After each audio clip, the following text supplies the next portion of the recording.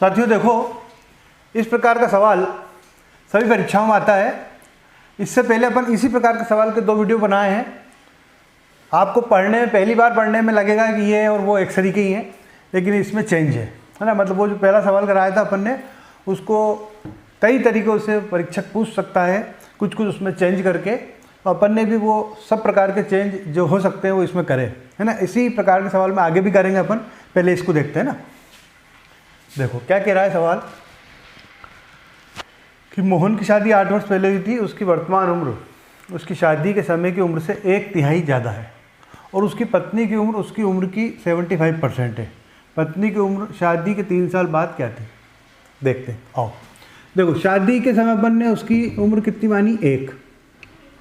वर्तमान में भी अपन ने 1 ही मान ली, लेकिन उसने कहा है कि वर्तमान में शादी से 1/3 ज़्यादा थी, तो अपन 1/3 ज़्यादा कर देते। लाओ ये प्लस 1/3 इसमें कर दिया, ठीक है। अब इसको सही कर लेते हैं। तो सही जो फ्रैक्शन सही होता है वो 1 + 1/3। जब एक में कोई फ्रैक्शन जोड़ते हैं अपन, तो ऊपर वाले में नीचे वाला जोड़ दो और नीचे वाला एज इट इज लिख दो।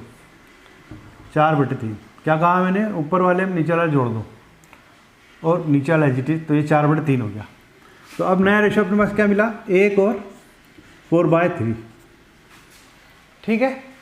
फिर इस 3 को हटाना अपने को, 3 को हटाना तो दोनों तरफ 3 का गुणा, ठीक है। रेशो में गणित ने अपने को अधिकार दे रखा है कि दोनों रेशो में अपन चाहे जितने का गुणा कर सकते हैं, चाहे जितने का भाग दे सकते हैं, ठीक है। तो चूंकि अपने को 3 को हटाना था, इसलिए 3 का गुणा कर दिया। ये 3 से 3 खत्म हो गया।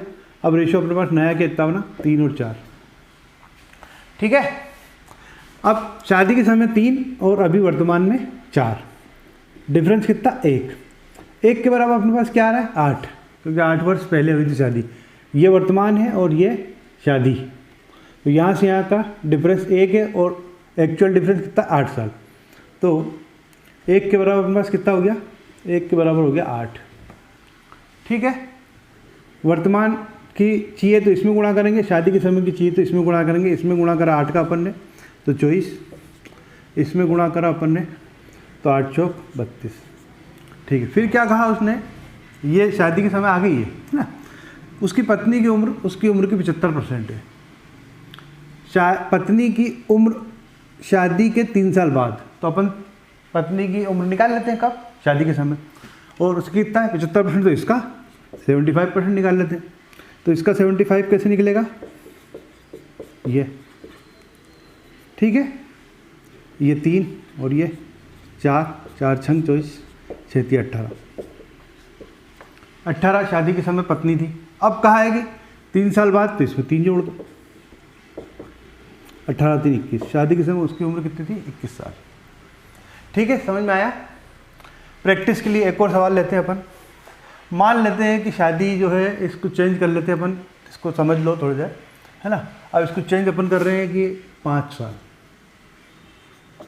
ठीक है। और यहाँ अपन कर लेते हैं कि उसकी वर्तमान उम्र शादी के समय की उम्र से 1/4 ज़्यादा थी, ठीक है। इसको कर लेते हैं अपन 80%, ठीक है। उसकी पत्नी की उम्र उसकी उम्र की 80% है। पत्नी की उम्र शादी के 3 साल बाद नहीं करके अपन 4 साल बाद कर लेते हैं, ठीक है। चलो देखते हैं।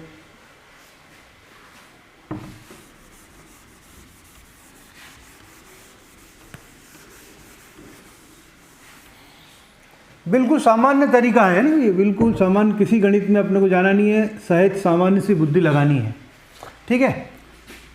शादी के समय 1 मान लेते हैं और अभी भी अपन 1 ही मान लेते हैं, लेकिन कहा है कि 1/4 ज़्यादा है, तो 1/4 अपन ने इसमें जोड़ दी।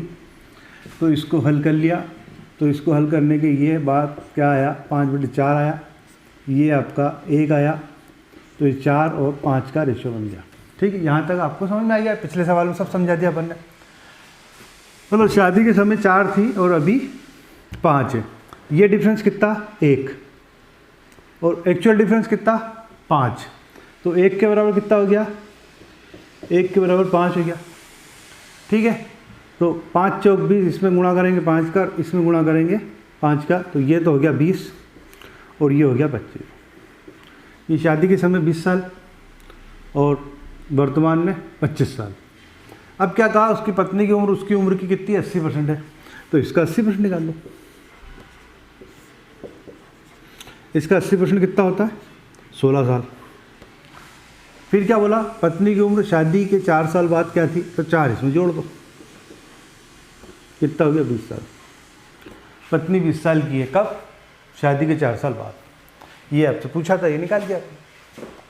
ठीक है साथियों, यदि अच्छा लगे तो लाइक कीजिए, शेयर कीजिए, दोस्तों को बताइए, हमारा उत्साह बढ़ाइए।